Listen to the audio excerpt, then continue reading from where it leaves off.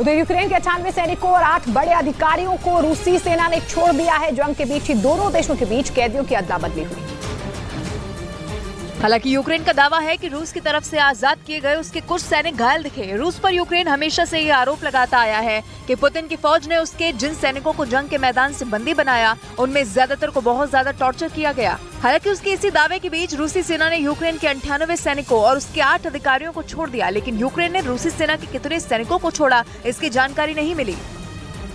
ये अमेरिका जल्द यूक्रेन के पायलट्स को F-16 लड़ाकू विमानों की ट्रेनिंग देना शुरू कर देगा। यही वजह है कि अब रूसी सेना की मुश्किलें बढ़ सकती हैं। इतना ही नहीं, अमेरिका ने इस बार रूस के राष्ट्रपति पुतिन पर जोरदार हमला बोला है। अमेरिका के रक्षा मंत्री लॉयड ऑस्टिन ने साफ कह दिया है कि रूसी सेना इस गलतफहमी में ना रहे कि यूक्रेन अकेला है। अमेरिका उसके साथ खड़ा था और खड़ा रहेगा।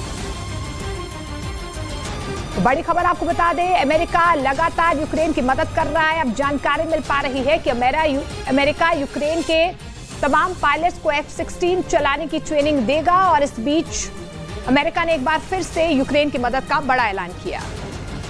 और इसी कड़ी में अमेरिका ने ऐलान कर दिया है कि वो जल्द यूक्रेन के पायलट्स को F-16 लड़ाकू विमानों की ट्रेनिंग देना शुरू कर देगा। यूक्रेन लंबे वक्त से इसकी मांग कर रहा था, लेकिन अब अमेरिका ने साफ कर दिया कि वो यूक्रेन के पायलटों की ट्रेनिंग जल्द से जल्द शुरू कर देगा। यानी कि आने वाले दिनों में रूसी सेना की मुश्किलें बढ़ सकती हैं, क्योंकि अगर एक बार जेलेंस्की के पायलट अमेरिका के घातक F-16 लड़ाकू विमानों से हमले की ट्रेनिंग ले लेंगे तो वो रूसी सेना पर कहर बरपा पाएंगे। पश्चिमी मीडिया का दावा है कि रूसी सेना ने बीते कुछ दिनों में यूक्रेन पर आसमानी हमले तेज किए हैं। बताया जा रहा है कि इसीलिए अमेरिका यूक्रेन के पायलटों को ट्रेनिंग देना चाहता है ताकि यूक्रेन कमजोर न पड़े। उधर रूस को अपनी ताकत दिखाने के लिए अमेरिका ने अपने पास मौजूद दुनिया का सबसे बड़ा एयरक्राफ्ट कैरियर पुतिन के पड़ोस में मूव कर दिया। अब अमेरिका का यह जहाज नॉर्वे की सेना के साथ युद्धाभ्यास करेगा। और जंग लड़ने की प्रैक्टिस किसके खिलाफ होगी ये तो पूरी दुनिया जानती है, अमेरिका और नेटो का दुश्मन रूस। बताया गया कि एक दिन पहले अमेरिका का USS जेरल्ड आर फोर्ड जहाज नॉर्वे पहुंचा। और नॉर्वे रूस का पड़ोसी तो है ही, वो नेटो का सदस्य भी है। ऊपर से नॉर्वे के मीडिया में खबरें चल रही हैं कि अमेरिका का एयरक्राफ्ट कैरियर आर्कटिक सर्कल के उत्तर में भी जाएगा।